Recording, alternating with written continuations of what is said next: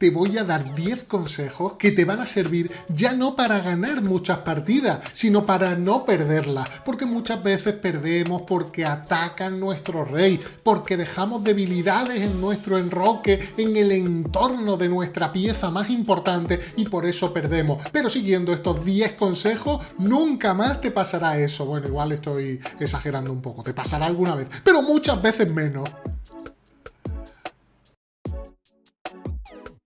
Bienvenido amigos Luisón a un nuevo vídeo de este bello juego llamado Axidreis, donde vamos a ver cómo mantener el rey a salvo. Te voy a dar 10 tips, 10 consejos para que no te den mate por lo menos tan fácilmente, que tengan que trabajárselo un poquito. Comenzamos con el primero, este es el más básico, ahora van a venir otros más avanzados. La mayoría lo sabéis, hay que enrocar cuanto antes. Hay que tener mucho cuidado con la casilla F7 y con la casilla F2, porque cuando estamos sin enrocar vienen muchísimos trucos contra esa casilla. Hay mucha miniatura, muchas celadas de apertura que tienen que ver precisamente con la debilidad de la casilla F7 o F2 del blanco. Por ejemplo, el famoso mate de Legal que tenemos ahora mismo, estamos viendo después de alfil por D1, viene ese alfil por F7, rey E7 y esta famosa figura de mate donde se aprovecha o se ha aprovechado la debilidad de la casilla F7 para entrar con el alfil.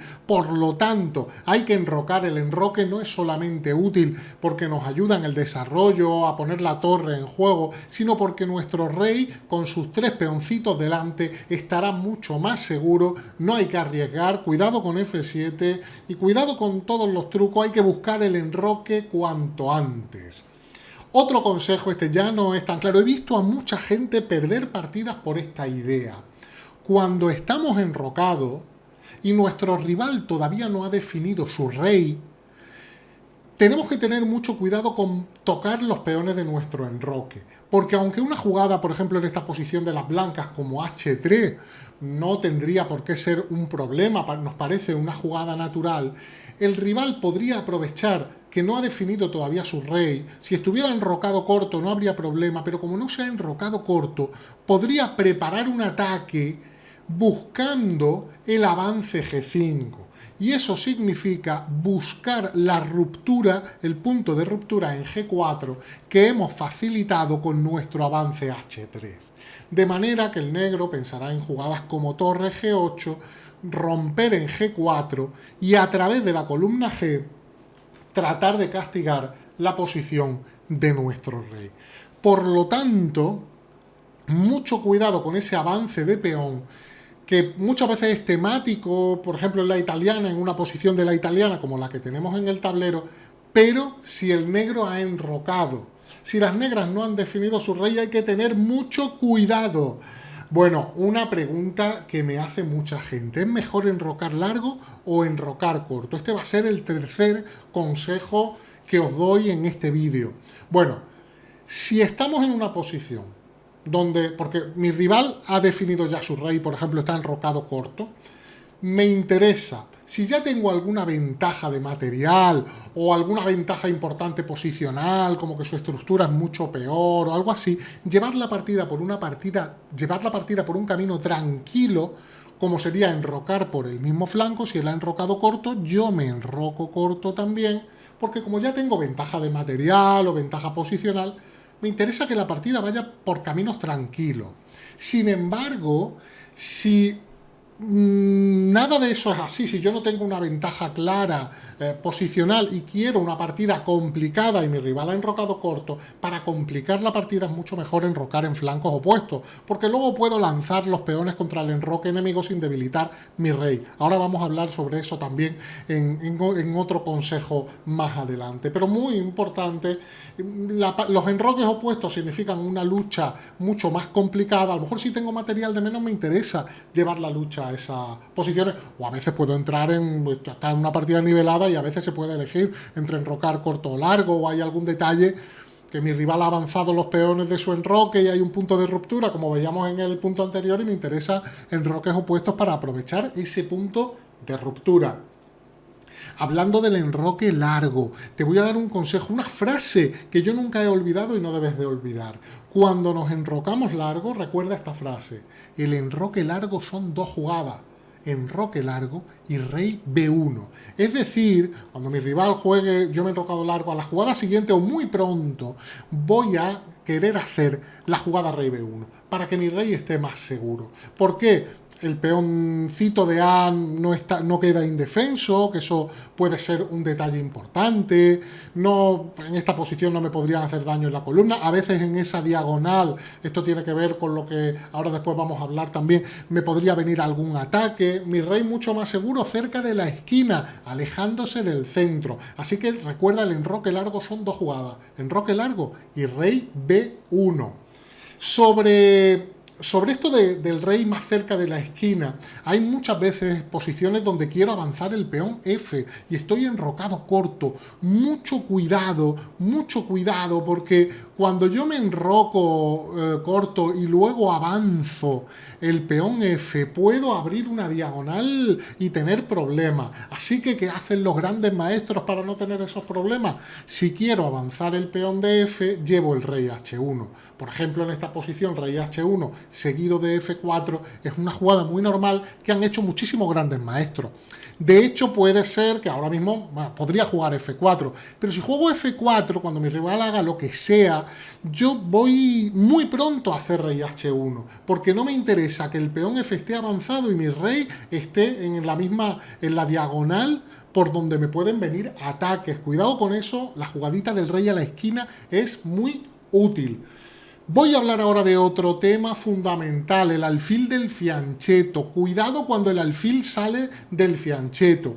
El alfil del fianchetto mantiene al rey más seguro. Si el alfil por lo que sea sale, por ejemplo aquí lo estamos viendo para dar un jaque, y se queda fuera de la estructura del fianchetto, fuera de su enroque, va a ocurrir, como ocurrió en esta partida, que a lo mejor en algún momento ya le cortan el paso y se lanzan a por un ataque donde, incluso sacrificando material, el rey va a estar más débil porque no cuenta con el alfil que defiende las casillas débiles. Ahí está esa regla estratégica cuando tenemos los peones situados en casillas de un color determinado. Por ejemplo, en esta posición los peones del enroque están en casillas blancas, pues las casillas de color contrario quedan débiles, en este caso las negras.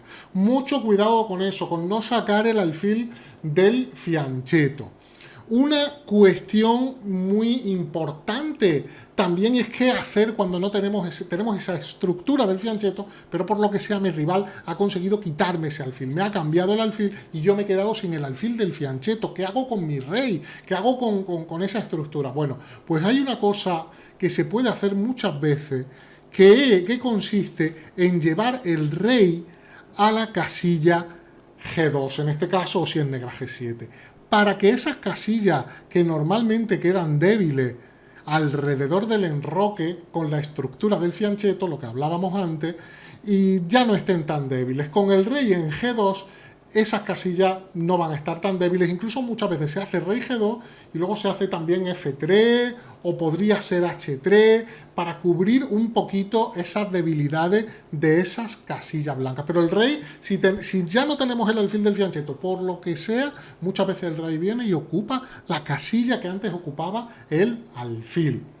Y otra pregunta que me hacéis mucho: cuando le quiero abrir una ventanita al rey para que no me den el típico mate abajo con una torre, el mate del pasillo, ¿cómo sé si es mejor avanzar el peón de H, avanzar el peón de G o avanzar el peón de F? Bueno, el peón de F suele ser más raro, pero te voy a dar una idea que te va a ayudar para muchas posiciones.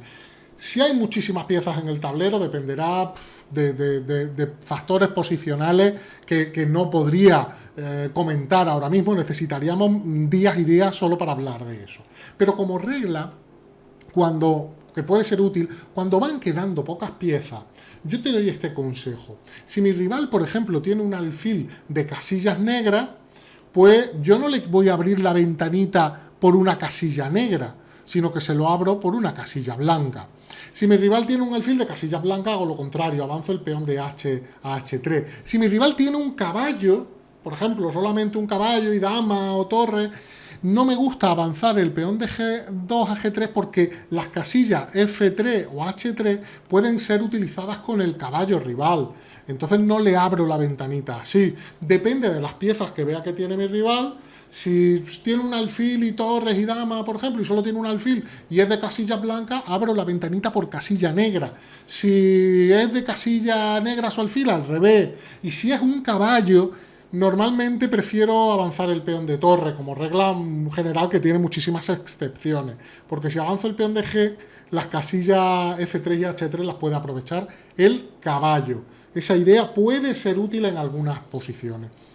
Otro tema sobre el enroque cuando me han doblado peones. Por ejemplo, en esta partida, el negro ha cambiado en F3 y hemos doblado peones. Bueno, una manera interesante de que nuestro rey no quede tan débil, no quede tan expuesto, e incluso que yo pueda llegar a tener posibilidades de ataque, y voy ya por el noveno consejo, es jugar el rey a la esquina para que no me puedan venir amenazas a través de la columna, y luego en realidad que sea mi torre la que ocupa esa columna. Mi torre va a estar activa. Si mi rival ha enrocado en esa columna, puedo atacarlo. Así que de lo que puede ser una debilidad para mi rey, estoy convirtiendo en una posibilidad de ataque contra el rey enemigo. Y último consejo del día: cuando tenemos un centro cerrado, como el que vemos en esta posición, los peones centrales se han bloqueado.